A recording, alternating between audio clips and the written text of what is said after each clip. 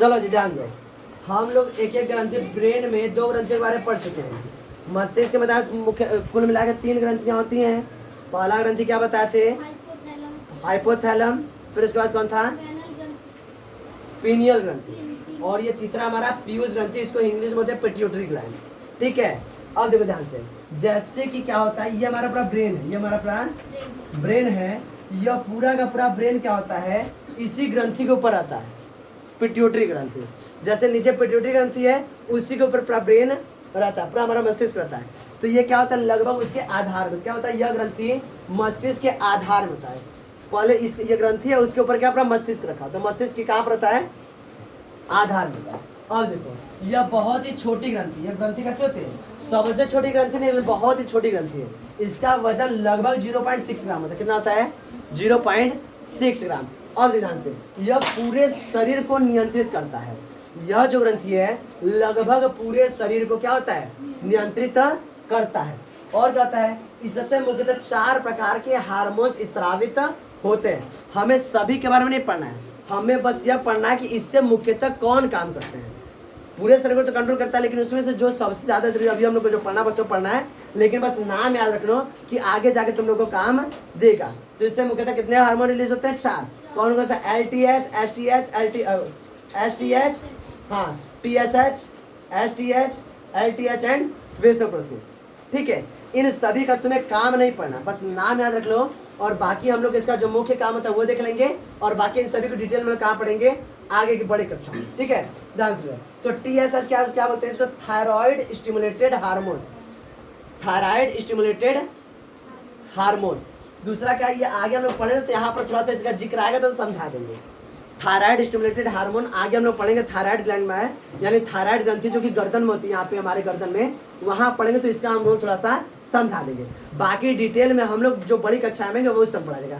हर चीज़ का एक समय होता है, हर चीज़ को एक समय में पढ़ते हैं। ऐसा नहीं कि अभी पढ़ोगे तो कोई दिक्कत होगा, लेकिन अभी के हम लोग के लिए उतना जरूरी नहीं है। इसका समय जब आएगा, हम लोग क्लास 10, 9 या 10th में जाएंगे, तो वहाँ पर इस पूरे ग्रंथि को और भी डिटेल में पढ़ेंगे। इसका हम लोग स्ट्रक्चर द्वारा चेक करेंगे कौन कहाँ पर होता है।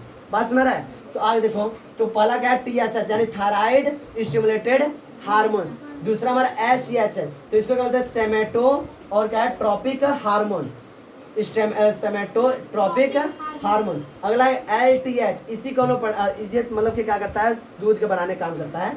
लैक्टोथायराइड हार्मोन, लैक्टोजेनिक हार्मोन है, ये हमारा लैक्टोजेनिक हार्मोन। और चौथा हमारा वेसोप्रोसिन है, ये नाम स्पेलिंग क्या है? विटोप्रोसिन। इसका क्या नाम है? विटोप्रोसिन हार्मोन। इससे मुख्यतः 4 प्रकार के हार्मोन होते हैं। यह क्या काम करता है? हमारे शरीर में वृद्धि करने काम करता है। इसका मुख्य काम बदलना याद रखना कि पीयूष ग्रंथि का मुख्य कार्य क्या होता है, यह हमारे शरीर में वृद्धि करने का काम करता है। इसकी वजह से क्या होता है, मनुष्य का शरीर क्या होता है, बड़ा होता है, या तो इसकी कमी को क्या होता है, छोटा हो जाता है। पास में रहा है। बहुत से लोग देखोगे, जैसे देखो हमारे देश का एक WWE तुम लोग जानते हो, वर्ल्ड रेसलिंग फाइट ऐसे कर कुछ है, तो उसमें क्या करें, खली नाम का जो द ग्रेट खली जो थे, वो हमारे भारत के थे। वो जाके विदेशों में जाके हम लोग का नाम रोशन, भारत देश का नाम रोशन के थे। उनका हाइट बहुत ज़्यादा, लगभग 7 फुट के हाइट से। तो क्या होता है कि इसी के वजह से, यानी कि हमारा पीयूष ग्रंथि से क्या होता है, जो हार्मोन रिलीज होते हैं, ये क्या करते हैं, हमारे शरीर को लंबा यानी बड़ा होने का कार्य करते हैं। बड़ा होने में क्या करते हैं, मदद करते हैं। तो ये बहुत ज़्यादा जब रिलीज होता है, बहुत ज़्यादा क्या होता है, व्यक्ति लंबा होता है, जिसको जाइंट बोलते हैं। जाइंट मतलब बहुत ज़्यादा विशाल हो जाएगा। और इसकी कमी से क्या होता है, व्यक्ति क्या होता है, बौना हो जाता है। इस वजह से देखते हो लोगों का हाइट ही नहीं बढ़ता। तो उदाहरण के लिए हम द ग्रेट खली बता रहे हैं, तो द ग्रेट खली का हाइट बहुत ही ज़्यादा है। तो उसमें क्या होता है, ये पीयूष ग्रंथि की वजह से लोगों का हाइट बढ़ता है। और जिन लोगों का हाइट नहीं बढ़ पाता, मतलब उस ग्रंथि में थोड़ा सा हार्मोन्स कम रिलीज होते हैं, तो लोगों का हाइट ही हाइट नहीं बढ़ पाता, उसको बौनापन बोलते हैं। और बहुत ज़्यादा उसको विशाल मतलब दानों की तरह हो जाते हैं, तो जाइंट उसको बोल देते हैं। बात समझ। तो इसी ग्रंथि की वजह से ये सारी समस्याएं होती हैं। तो व्यक्ति का यह पीयूष ग्रंथि क्या करता है, तो पीयूष ग्रंथि व्यक्ति का वृद्धि करने में सहायता प्रदान करता है। अभी ये बस नाम लिख लो और नीचे कार्य लिख देना कि यह ग्रंथि व्यक्ति का वृद्धि करने में मदद करता है। इसी वजह से क्या होता है, इसका बहुत ज़्यादा आ जाता है तो व्यक्ति बहुत ज़्यादा लंबा हो जाता है, और इसकी कमी से क्या होता है, व्यक्ति बौना हो जाता है। किसी को दिक्कत इसमें? चल लिख लो।